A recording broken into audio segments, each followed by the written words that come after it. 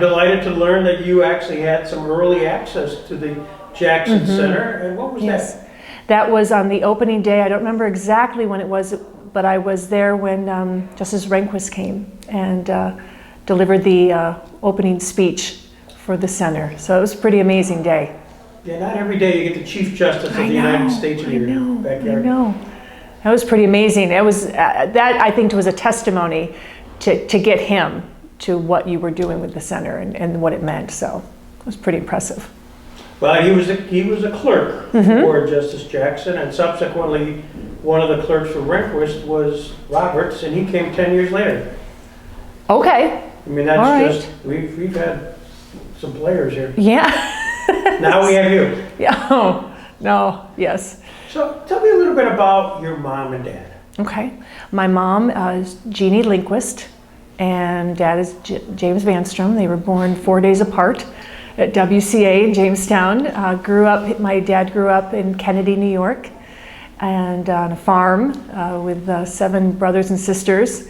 And then my mom grew up in downtown Falconer, I think on Central or Pearl Avenue, and with her 2 sisters. And so they went to school together, grew up together, and got married in 1969, I believe. What'd your dad do for a living? He's CPA. Still is, right? Yes, he still is, yes. Oh, that's great. And also, Harold Brunissini worked with Yes, Harold's been with him a long time. Yeah. They are now, I don't even know the road, but they're at a new office. I think they've had, I want to say 4 or 5 offices together. So he's been a wonderful partner to my dad. Now, with such a large family, what did his dad, what did your grandpa do?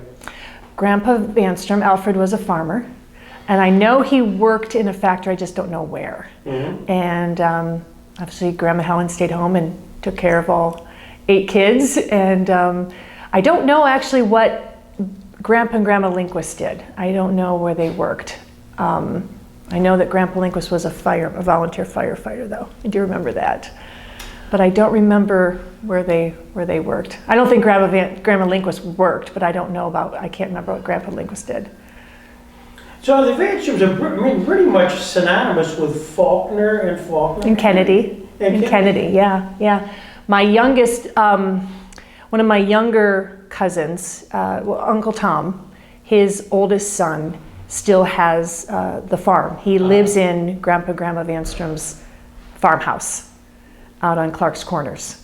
So that's that's neat, because you go in that house and you remember growing up and it seemed so big. And now it seems so small because you're older, and I don't know how they fit all those kids in there. But that was really, I think it's pretty neat that he still kept that house. And so your dad and mom he got married and started having children. Yep, I was born in 1972, and my sister was born in 1982. Okay. Emily Ann. So was Faulkner then part of your schooling as well? Yes, I went to Faulkner Central School. I went to Fenner Elementary, and then Faulkner High School. You're going through that high school time period. Was there a teacher or two that you reflect back on, had kind of that motion, kind of emotion for you? Well, I remember Mr. Jowett. He was a very important teacher to me. I think he taught my parents, but he was there. He was my history teacher. And I did love history. So he was somebody that I really, really enjoyed. Mrs. Conti was an English teacher. She did a lot for us, very close to her. They had great teachers at Faulkner. I had a wonderful high school experience. I really did. Of course, you've got Mr. Race. Billy Race, William Race is the athletic. I can't remember if he was the athletic director or not. Coach Landers, very important. I played tennis and softball and basketball, so I think at one point she was my coach for all 3 of those sports. So yeah, a lot of people made an impact on me from that school. So yeah. You talked about sports. You've mentioned Jowett. You mentioned Race. You mentioned your tennis, basketball coach. As a woman, and before kind of Title IX, wasn't it? Right, probably. Yeah. Yes. Was there a lot of opportunity? Not really. Yeah. No, I think it was really more of just of a social engagement, something your friends did. I did enjoy it. I really loved tennis. I really enjoyed that sport.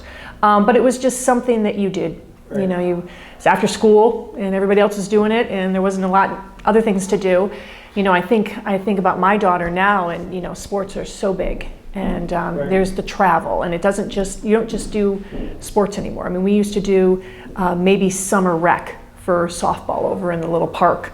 I can't remember what the park was named, but over in that little ballpark near the what was the Catholic church? I can't think of it right now, but that was what you did. My dad coached one of our little summer teams, Falconer Falcons, but that was it. And now it's just everywhere, and it's all year round.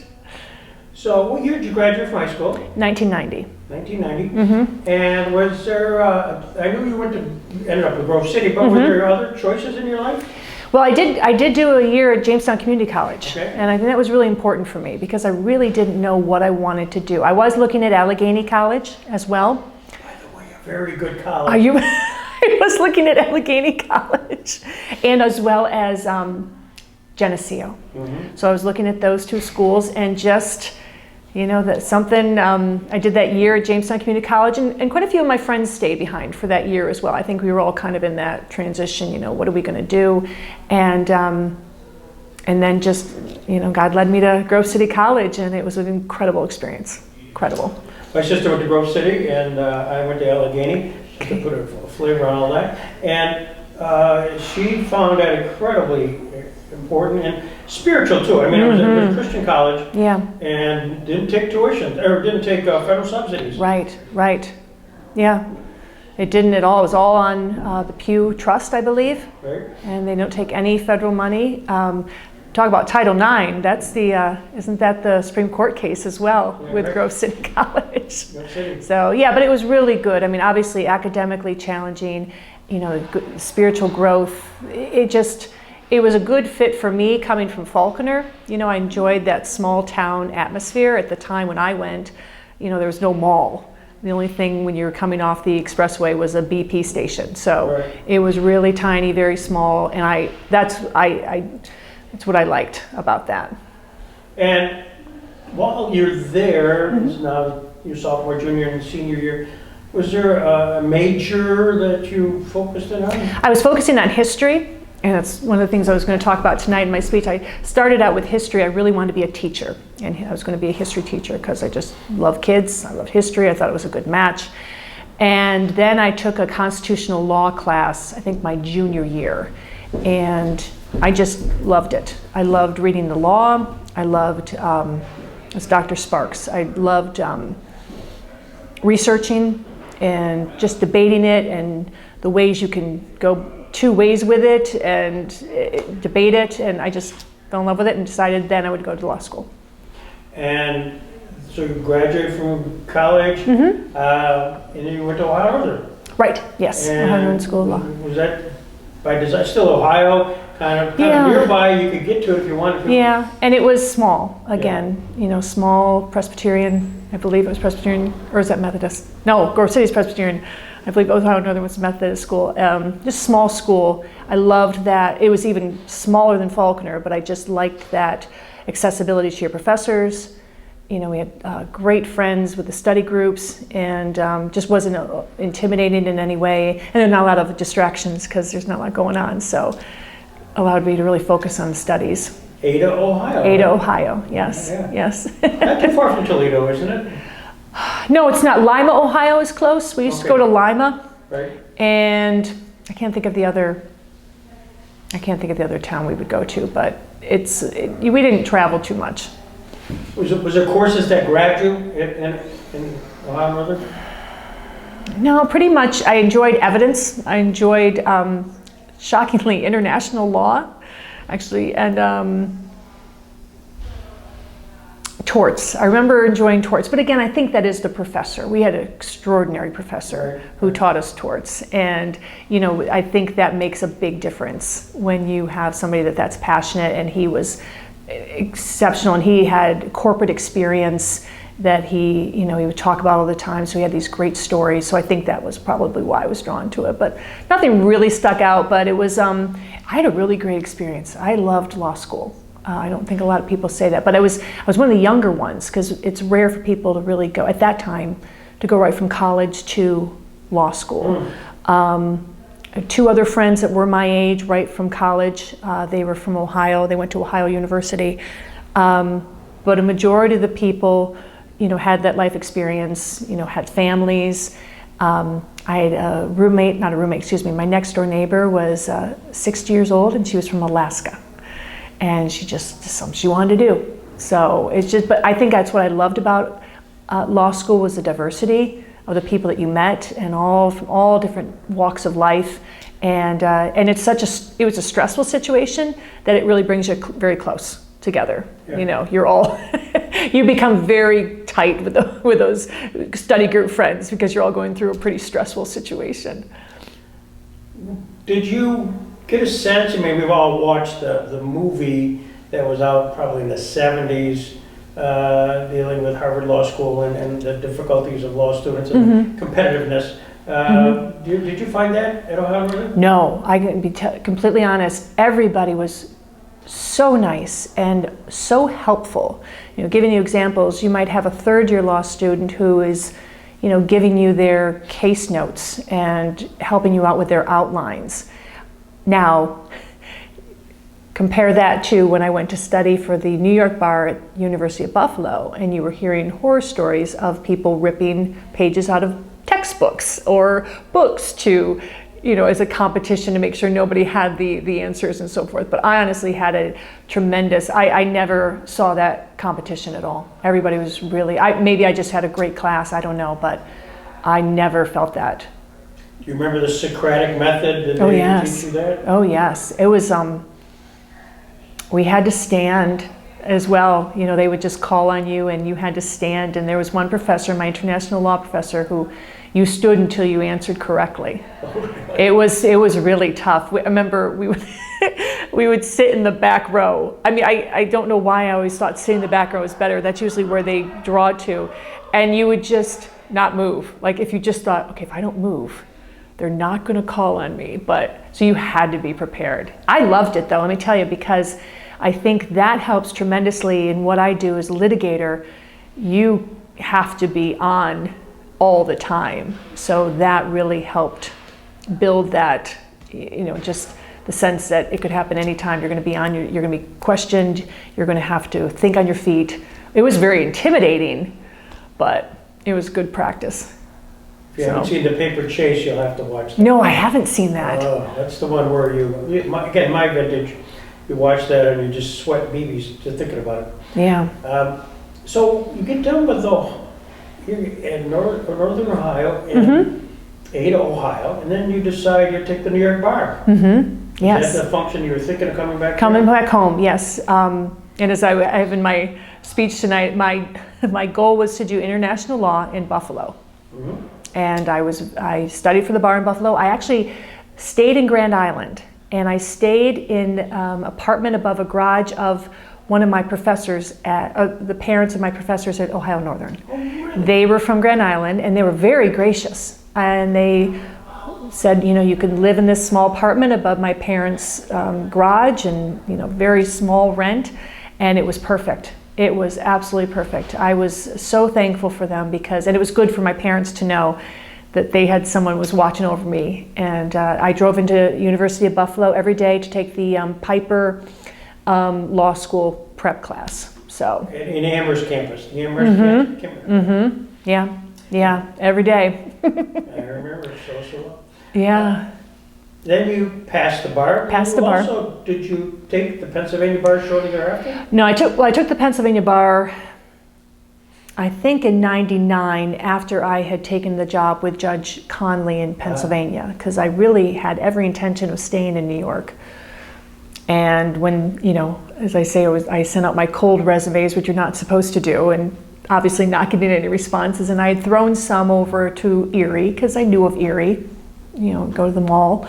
And I got a call at the end of '97 if I wanted to come and interview for a clerkship. So I thought, Might as well try it. Judge Conley was Judge Shad Conley, yes. And he was a... Court of Common Pleas, the trial division. Right, right. Yeah. And then for the camera, there is 3 areas. You have the Court of Common Pleas, and then you have an appellate. Superior Court. Is that what's called Superior Court? Superior Court's first appellate, and then Supreme Court. Supreme Court, right. Yeah. And for those watching, if you're in New York, you'll be completely confused because you start at the trial court level, which is the Supreme Court. I had a problem with that. Trust me, Pennsylvania attorneys have a problem with that because they get a little concerned if there's anything coming from the New York Supreme Court. Yeah. Why? I don't know. But there you go. So you're working for the judge, and what did he have you do? Did you do an opinion writing? Yes, I did. He had me research and write his opinions, and that was nerve-wracking. He was a pretty tough judge. He was just a highly esteemed judge, and so I wanted to do the best I could. He was head of the trial division. He was the administrative judge, and it was all criminal. And so I remember I would write an opinion, turn it in, and then his secretary would call me down, and I'd have to walk down the hall, and I'd get a little nervous getting closer to. But to have a judge sign your opinion that you wrote is pretty, especially when you're out of law school. Sure. It's pretty. It's great. It's a great feeling. But I learned obviously that from him, the researching, the writing. But most importantly, he was very strict on having his law clerks in the courtroom. So I was in there for every proceeding. I was also, we used to laugh, we were called the law clerk / tip staff. So I actually served as the court tip staff, which was honestly a very good experience because I was dealing with juries. So we would obviously work late, The camera, the tip staff is... Tip staff, thank you, is, well, I call it the hostess of the courtroom, but we are the individuals that swear people in. And then when we have a jury, it's our job to make sure they are taken care of. Walk them back to the jury room, get them what they need, bring them back and forth, swear them in. So that was a little nerve-wracking at the first time, but I just loved it. I loved it because you just got to see the process and get to know the jurors sitting in those jury trials. It was really impactful for me to do that because you just weren't reading the transcripts, you just weren't doing the opinions, you were actually in there. And I think that was very important for him. He understood to see that, to watch these amazing trial attorneys do these trials and what was involved in there. I caught on real quick that this is something that I wanted to do. Maybe speaking out of school a little bit, but in the late 90s, there were some notable defense attorneys. Did the judge ever simply say, hey, Beth, you might want to pay attention to this? A few of them, yes. Well, Brad Folk, the district attorney who hired me in 2002, was one to watch. He was a character. I'm trying to think, Brad pretty much sometimes stole the show. Trying to think of other defense attorneys that he said, make sure you watch. I think I can probably remember the ones more that he told me not to. Those are probably some more that stick in my head. But he was very good to, after each proceeding, I would go back and we would talk about it. What did you see? What shouldn't you have done? And so forth. But he ran such an efficient courtroom. I think that was very important for me because that's how I expect court to run now. Sure. On time, get to the point, not a lot of fluff, don't waste time, make your point, move on. And as strict as he was very fair and consistent. And I know that the attorneys really appreciated that. They knew he would always be fair. They were not going to agree with him, but he would be fair. He would have the right decision for the right reasons, and they could count on that. There was no, I don't know what's going to happen in here. They knew it. They knew how it was going to be handled, and it was going to be done well and thorough. All of these are briefed in advance again for the camera. Did you write sort of trial notes when the trial was conducted where you'd already gone through the briefs, and did you make memos for him? I'm trying to think of trial briefs. No, not as much. No, I didn't do anything with the trials. It was just kind of just going in there. It was more so afterwards. or any issues that we were on. I did a lot of that. If there was issues on breaks that came up, any motions in limine or anything that might have come up, that might be when I kind of step out and do some research for him on that. I did the same thing you did way back in Chambersburg, Pennsylvania, where I was a clerk for a court of common pleas. And it was always interesting because at least this one's attitude is once we listen to the proceedings, you come in and tell us, I think this is where we're going to land. I mean, sort of a sense. Yeah. Now, see if there's law to support that. Mm-hmm. I mean, I don't want to oversimplify it, but did you have those conversations? Mm-hmm. Yeah, we would do the conversation right after the hearing. Right. You know, because we obviously prepped. That was one thing, he was always very prepared. The briefs were read, and we had done a little bit of research on that. So depending on how the argument would go, we kind of knew where we were going to go after that. But it was always an open mind and always very respectful to the litigators, and they knew they were going to get their opportunity to make their point. So, and he didn't suffer fools well either, which I always appreciated. Did you ever sanction anybody? Yes. Okay, I won't ask names. Well, I won't say names, but the sanction was a donation to the law library in the courthouse. Okay. Nice. That's very nice. Yes. It was for a good cause. So then, was it a one-year contract with the judge? It was supposed to be, but it ended up being 3. Ah. Yeah, really enjoyed it. We worked well together, and I stayed there for 3 years.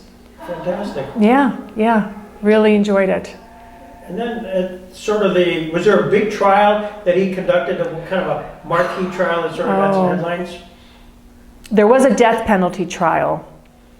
I do remember it. I don't remember the name. I'm sorry, he had done the death penalty trial. I had to work on the death penalty opinion, but obviously it was still going on even after I left. I can't think of one right now. I know it's going to come to me probably later. But all of them to me at that time were big. I mean, I just loved it. And one thing, he was moved from criminal to family law in the middle of my 3-year, or probably later toward the end. And what I appreciated and what I learned as I watched him, he took the same approach. He had never done family law because he was a prosecutor before he became a judge, and that's all he knew. But he just took that same work ethic and applied it to the family law. And the bar, I know, was a little nervous coming in. They're like, he's never done any of this. What's it going to be like? He was the best. They loved him. So it was just showing that it doesn't, even if you don't have that background, as long as you apply the work ethic and just that determined nature to make sure that you get it right and you do the best you can with it. And they really loved him. I wasn't a big fan of family law, to tell you the truth. That was tough. Well, it is tough emotionally. And it is. And the law is pretty great. Yes, I think that was difficult. Going from the criminal to researching those statutes, it was difficult. That's why that really solidified that I loved criminal. So after 3 years, then what? Well, I had made a commitment to come back to Burgett and Robbins. Okay. So I had my PA bar, and I got a call, I think from Dale Robbins, and offered me a job, and I took the job, and I lived in Erie still, and I would move back, and I would travel back and forth, and about just a few months in, I realized that that was probably not the best. I missed criminal law. I missed being in the courtroom, and I missed the courthouse in Erie, and then an opening came up at the end of that year for the DA's office.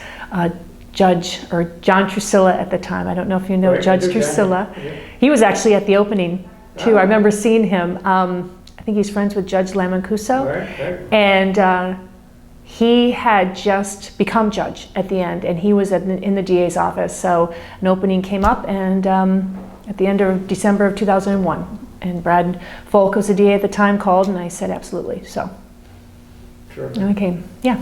So after you did a little private practice, Mm-hmm. and then off to Erie now for the various. You're now in the district attorney's office. Now you've seen the others. You've seen it. I mean, him in action. Were you intimidated at all by the whole process? No, I was excited about it. But however, the nice thing was I started out as a juvenile prosecutor. So I didn't go right into trials right away. As a juvenile prosecutor, I handled cases from where the offender was between the ages of 10 and 17. So those don't have jury trials. So that was a really good entrance into the office, because I loved working with the kids. And the whole goal of juvenile is the rehabilitation. So it really taught me the collaboration and the importance of working with the other departments, such as probation and the courts and defense attorneys, and we were all kind of working towards one goal, is to get these kids back on the right track. So it was learning more about criminal law, learning the crimes code, being in front of a court, but without the jury, it was a great way to start. And then as you worked your way up, there's obviously a progression title-wise, but as you work your way up, how does that work? Is there sort of when there's opportunities in the offices, they sort of like you're in the chairs? Well, it was funny because I was very content in the juvenile division, and then Brad, my boss, called me in and said he was going to promote me to deputy, and I would then be handling the adult prosecutions. And so it came kind of out of nowhere. I had not in any way asked for it. And I knew it was important for my career, but I did struggle with it a little bit because I really enjoyed where I was, but I knew it was something I had to do. So of course I accepted and moved from juvenile to the adult prosecutions. Why is that such a big leap? Why is it such a big leap? Well, now I'm in front of the jury, and now I'm obviously dealing with kind of different at that time. Now juvenile crime is a little different now, but back then it was, it was more minor things. I only had felonies were few and far between. So you're dealing now with a little more more serious crime. I've been moved into the child abuse unit as well, so I'm dealing with more significant crimes and situations, and obviously we have the jury trial, so it really was a big transition. And obviously the mentality is no longer rehabilitation. Before it was rehabilitation, now it is more accountability. So it really was just for me, kind of a big leap, because for 3 years I did work that with the juvenile probation, and I formed a bond with the probation department and the judges that were working and the attorneys. There were certain attorneys that were assigned, defense attorneys assigned to the juvenile unit. So it really kind of became a family. So it was just a whole new, I knew it was a good move for me, but it was out of my comfort zone, put it that way. And it's kind of hard to be out of your comfort zone. And again, looking at this, you were assistant district attorney, then you were deputy district attorney, then chief deputy district attorney, and first assistant district attorney. Do they give you different criteria to handle as you get each of those titles, or is it just as you get closer to being a district attorney? Well, with the title came more responsibility as far as supervision. So I was involved more with the supervising of the younger attorneys, the other assistants, especially as first assistant. So as first assistant, Jack Denary was the district attorney, so I was his first person, and I had a lot of responsibilities in the office as far as administration. So that came along with that title, as well as a caseload. So that was a pretty intense position, but it really teaches you a lot. Did you do much grand jury work? No, we don't have it. We don't have grand jury in Erie, not at the state level. Really? Yeah, just the federal. I'd like to bring it back. Had it been there? It had been years ago, yes, several years ago. Okay. Yes, it had been there. Yeah, but now I don't even know the history of that. I don't know the history of when it went away. But I do, we've talked about it before with my first assistant and my chief deputies, about bringing it back and what would be involved and how we would use it. So how does it work then? I mean, if you don't have a grand jury, right, in lieu of that, what's the process? Process is, other than just having the charges being filed by the police, or in my case, with the child abuse cases, we have a child abuse protocol in Erie County where all the cases come to me for a decision. And so that's a lot, but they all come in because we want to make sure they're consistent, and those are pretty complicated sometimes. There's a lot of factors involved. And we have a center, and I believe they have one in Jamestown, where the child will come and be interviewed by a trained forensic interviewer, because old school, when we first started in 2002, those children were being interviewed by the teacher, and then the principal, and then the police officer, and then maybe the nurse, and then, I mean, you've got 5 versions from a small child. So not only are you hurting your prosecution, you've probably traumatized that child even more. So we've learned a lot about best practices. So that, we have that in place. I have my officers in Erie, they know. If you ask an officer in Erie, if you have a child victim, what are you supposed to do? And they'll tell you, never speak to the child. They know, just Beth said, don't speak to the child. Because there's a lot of issues involving like taint and things that could possibly hurt our prosecution. And also, again, you want to make sure the child's safe and taken care of. And sometimes talking to a police officer is pretty intimidating. So, can it come to the criminal to your office via civil complaint? I mean, a civilian, I should say. Civilian. Private criminal complaint, yes. So in situations where the police may be called and the police don't really see it rising to the level of a report for them to make or an actual charge, they will tell the individual, file a private criminal complaint at your magisterial district judge.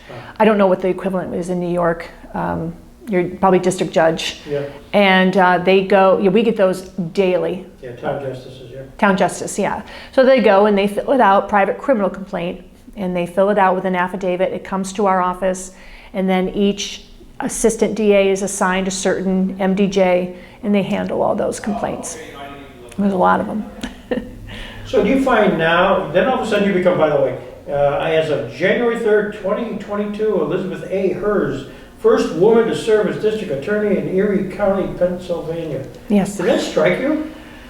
Yes. I think it's, I've been there a long time, and it was exciting. Absolutely exciting, but when you're working in that job, and I guess to me, people would say, well, what are you going to do? What's your aspiration? And honestly, it's just work on my cases and take care of my kids, my victims, and it's just very important to me. So I'm very grateful, extremely grateful for this opportunity. It's been I thought it'd be a little more seamless because I'd been in the office for so long, but there were some definite learning curves. But I've got a great team of assistants, and I love my first assistant. She keeps me in line, so I'm really excited about them.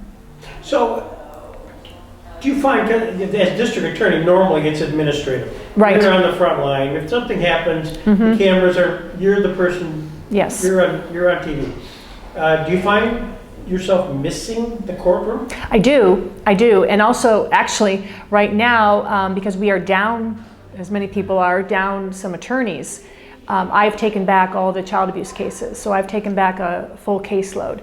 So it's quite demanding doing both, but I love it. I was just in trial last week, and you realize you might get a little rusty not being in the courtroom, but to be able to work with the victims again in that way, in that manner, I really appreciate it. I mean, I know eventually we're going to hire some more people that are going to have to take that responsibility back, but I'm going to make sure that I keep a few cases behind. So I think it's important. I really do. And that's what I've done for so long. It's hard to let that go. As you reflect back on Faulkner, I mean, you're a Faulkner native. They're so proud of you. Yeah. Everybody at the board meeting the other night was, oh my gosh, please nice. Tell her hi. Sue Siemens, among others. Oh, she's your biggest fan. Oh, big fan for her. What an influence she was. I mean, the librarian. Yeah. She was. She is a wonderful woman. But I have several emails from her. Memories from just going over the library and being there with Miss Sue. Yeah. So, but what's the sense of it? I mean, this is a small town, Faulkner, New York, as to kind of skill sets or some sort of legacy from there to where you are now in the metropolis of Erie, Pennsylvania. Metropolis. County, I think what growing up in Faulkner, and just obviously, faith was a very big part of growing up with my family, and also just that humility, I think, is very important that I was taught, and obviously what I'm going to talk about tonight, service. It's our job, it's our purpose here to serve others, and really for us to kind of get out of the way. And I think that's really what has helped me be in this position as a public servant for 22 years. I really do. There's no way I could separate Falconer from where I am now, because it's in me, small town girl. So, and just appreciation and to serve others. Well, thank you for coming and being a Robert Jackson lecturer tonight. That's awfully intimidating, I'm not gonna lie. Yeah. It's exciting, it's an honor. Well, we're honored to have you. Thank you.